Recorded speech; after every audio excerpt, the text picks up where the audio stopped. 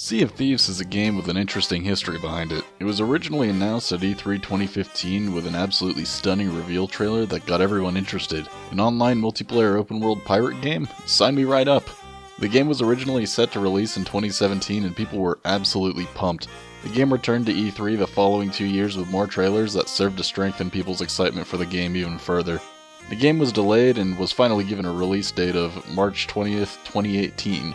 Regardless of the delays, hype continued to build all the way up to release, and people couldn't wait to get their hands on the game. And then it came out. Needless to say, the game was not all it was cracked up to be. There was simply just not a whole lot to do.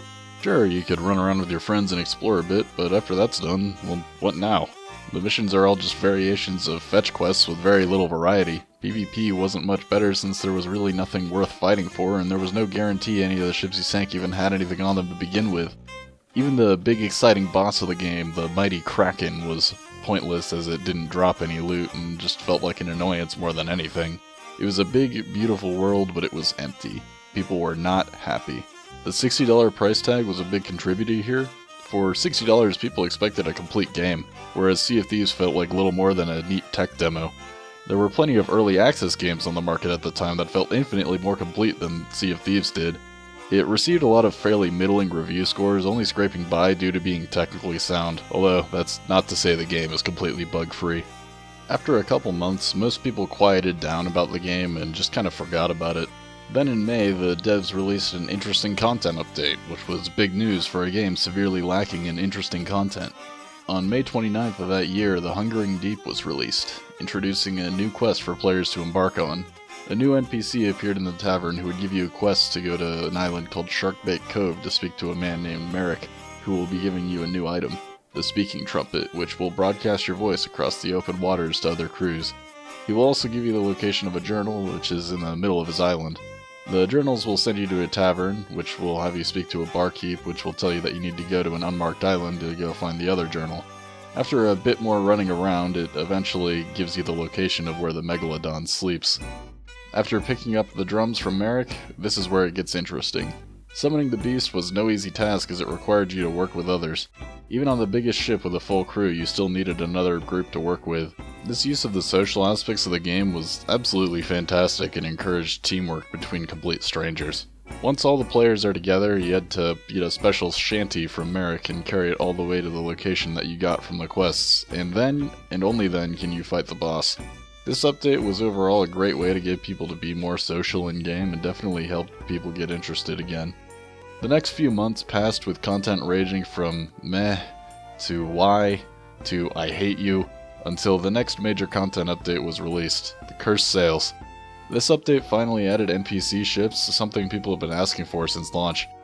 These skeleton boats were a pretty fun addition to the game and offered some ship-to-ship combat for more PvE-focused players. It also added in the Alliance feature, which allowed players from different crews to party up and share loot together.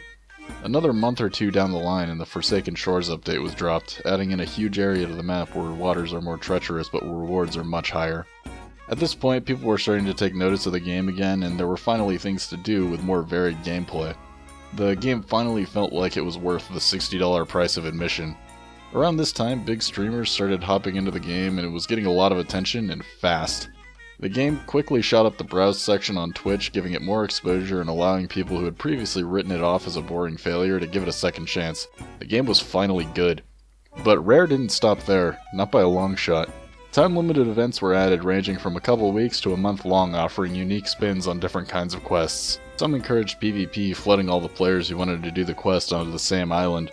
Others gave opportunity to dig up rare chests that would help players toward commendations, all leading up to the biggest update yet, the Anniversary Update. The Anniversary Update was huge, absolutely massive. 2 whole new factions were added, giving more options in how players wanted to work toward Pirate Legend. The arena was added, creating a space specifically for people who wanted to PvP and have their time doing so feel worthwhile instead of just ganking random players in the open world. The story-based quest system was added, something that a lot of players were asking for since launch, with the addition of 9 fully fledged quest lines. Ships got an upgrade and harpoons being added, allowing players to pick up items or other players onto the ship from far away, or they could be used for maneuvering purposes. Most importantly, however, they added the one thing everyone was asking for. The one thing the game was truly missing. A fishing minigame.